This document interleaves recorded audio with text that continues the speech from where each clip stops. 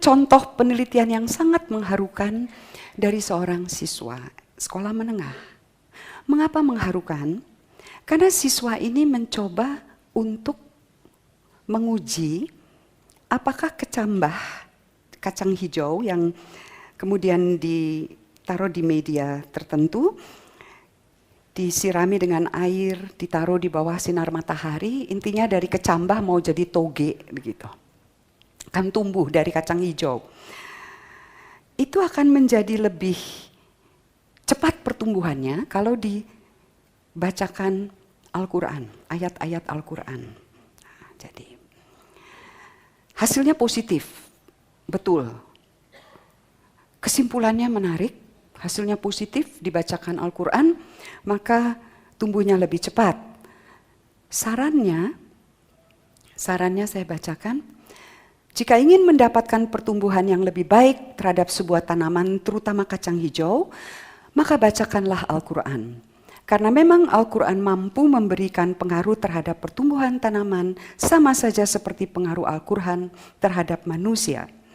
Karena memang Al-Quranlah nikmat untuk seluruh makhluk ciptaannya dan alam semesta. Jadi ada kalimat bersyarat, jika dan maka, dan ada yang menarik dari kalimat ini. Ada yang menarik adalah bahwa ada gerak dari fakta eksperimen ke upaya menjelaskan. Ini dalam sains ini mau membangun teori. Nah, dalam hal ini teorinya kembali ke pernyataan si siswa. Jadi teori menjelaskan mengapa yang tadi saya katakan. Nah, eksperimen ini mengharukan persis karena kesan kuat bahwa si siswa ini mau melakukan penelitian yang baik secara ilmiah, sekaligus mau menunjukkan yang didorong oleh motivasi yang sangat luhur, kekuatan dari kitab suci. Saya tidak memasalahkan itu dan tidak perlu dipermasalahkan, tetapi pokok yang tidak disampaikan kepada si siswa, dan ini adalah tugas seorang guru pembimbing atau dosen pembimbing, adalah bahwa kepercayaan, motivasi, betapapun luhurnya, tidak boleh masuk menjadi penjelasan. Apakah dalam dunia sains ini tidak terjadi? Oh, terjadi. Ilmu pengetahuan yang menghasilkan justifikasi terhadap rasisme. Antropologi itu banyak sekali. Motivasi rasis melahirkan suatu kesimpulan. Jadi implikasinya bisa sangat berbahaya. Pertimbangan ini tentu saja terlalu berat untuk menilai karya siswa SMA. Saya tidak bermaksud demikian, tetapi wajar kalau saya pakai untuk karya mahasiswa. Sebagian besar ada mahasiswa di sini, wajar.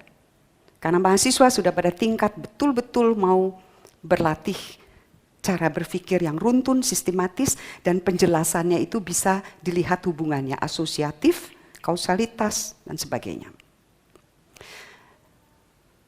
Maka saya akan masuk ke penelitian berikutnya ini, yang saya perlihatkan di sini.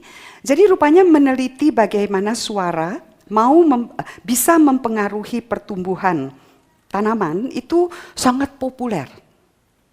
Di banyak tempat di dunia, mulai dari lomba ilmiah remaja sampai lembaga penelitian, itu melakukan itu. Nah, yang di tingkat mahasiswa ini menarik karena dia menyuguhkan suara yang berbeda-beda. Jadi orang mengaji itu hanya salah satunya. Ada musik klasik, ada musik dangdut, ada musik rock, dan ada orang mengaji. Ada 2 penelitian. Satu di Jawa Tengah, satu di Jawa Timur. Kesimpulannya positif. Bahwa kalau diperdengarkan musik pertumbuhan lebih cepat, tapi yang mana yang pertumbuhannya paling cepat adalah yang dibacakan ayat-ayat Al-Quran. Mengaji murotal Quran, dan yang satu orang mengaji yang sangat indah lantunannya itu. hasilnya positif. 3 penelitian dengan hasil positif tentu menggembirakan. Bagi sains ini pengulangan, diulang dan ternyata positif. Yang menarik dari mahasiswa ini kesimpulannya adalah bahwa frekuensi berbeda menimbulkan perubahan yang berbeda pada laju pertumbuhan tanaman. Sampai situ, oke, tidak masalah. Yang membuat saya kemudian bertanya-tanya adalah ketika dia menyimpulkan bahwa yang paling laju pertumbuhannya adalah yang dibacakan, bukan dibacakan, dilantunkan dengan indah. Ayat-ayat Al-Quran. Yang klasik tidak, yang dangdut lebih rendah lagi, yang rock itu hampir tidak ada pertumbuhan. Ini data, jadi kita tidak bisa bantah, ini data. Jadi yang menjadi pertanyaan kesimpulannya. Dan penjelasan, the why question. Science itu the why, mau menjawab the why question. Mengapa? Nah, mengapa? Jawabannya adalah karena tanaman punya kecerdasan spiritual.